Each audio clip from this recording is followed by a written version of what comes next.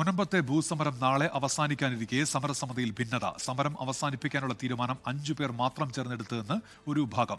നാളെ മുതൽ പുതിയ സമരം തുടങ്ങുമെന്ന് പ്രഖ്യാപനം. അതേസമയം സർക്കാരിന്റെ ഉറപ്പ് വിശ്വസിച്ചാണ് സമരം നിർത്തുന്നതെന്ന് മുനമ്പം പള്ളി സഹവികാരി ഫാദർ മോൻസി വർഗീസ് പറഞ്ഞു. മുനമ്പം ഭൂമി തർക്കത്തിൽ അന്തിമവിധി വരുന്നതുവരെ കരം സ്വീകരിക്കാമെന്ന ഹൈക്കോടതി ഉത്തരവും സർക്കാരിന്റെ അനുകൂല നിലപാടും ചൂണ്ടിക്കാട്ടിയാണ് നാളെ ഭൂസംരക്ഷണ സമിതി 413 ദിവസമായി തുടരുന്ന സമരം നിർത്തുന്നത്. നാളെ ഉച്ചയ്ക്ക് 2:30 സമരപ്പന്തലിൽ മന്ത്രി പി രാജീവ്, MLA KN ഉണ്ണികൃഷ്ണൻ തുടങ്ങിയവരെത്തി നിരാഹാര സമരം ഇരിക്കുന്നവർക്ക് നാരങ്ങാനീര് നൽകും. ഒരു പാർട്ടിയുടെയും വിജയമല്ല, 610 കുടുംബങ്ങളുടെ ഐക്യത്തിന്റെ വിജയമാണ് ഉണ്ടായതെന്ന് മുനമ്പം പള്ളി സഹവികാരി ഫാദർ മോൻസി വർഗീസ്.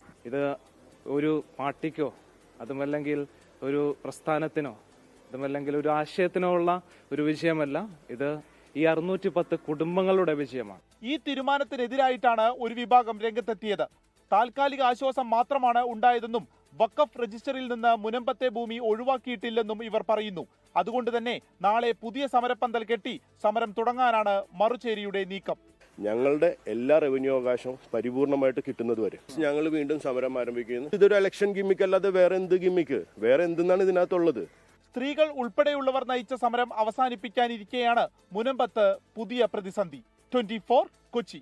ലോകത്തെവിടെയായാലും ഏത് സമയത്തും 24 വാർത്തകളും ഓഗ്മെന്റഡ് റിയാലിറ്റി പാക്കേജുകളും എക്സ്പ്ലെയിനറുകളും വിശദമായി കാണാൻ ഞങ്ങളുടെ യൂട്യൂബ് ചാനൽ നിങ്ങൾക്ക് സബ്സ്ക്രൈബ് ചെയ്യാം.